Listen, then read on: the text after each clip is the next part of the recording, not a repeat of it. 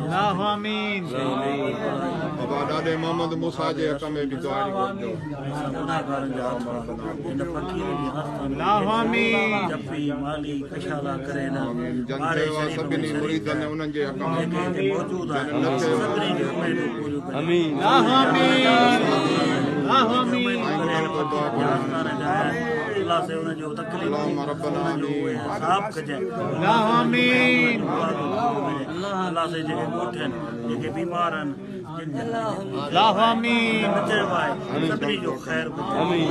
साईं जिनके बचड़ा न आहिनि अल्लाह से उन्हनि खे बचकल अल्लाहु आमीन जेके बीमार आहिनि जेको आहे सिहत कामिल अता अल्लाह से जेके बे औलाद आहिनि उन्हनि खे नरीना औलाद अता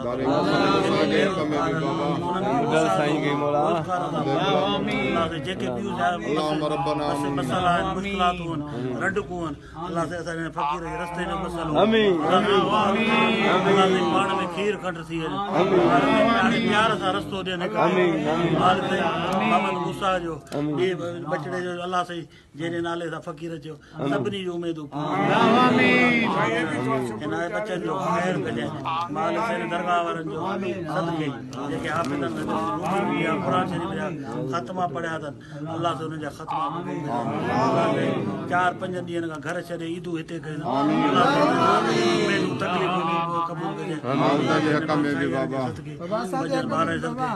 भलारे महीने जे सदके जेको महीनो रमज़ान शरीफ़ गुज़रियो अल्लाह से उन जे सदके उन जे रोज़नि जे सदके सभिनी जो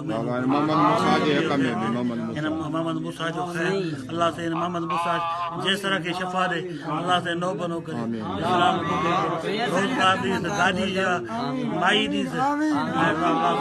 जेके जेके मक़सद सभिनी जा पूरा शहीद करबला तो फैले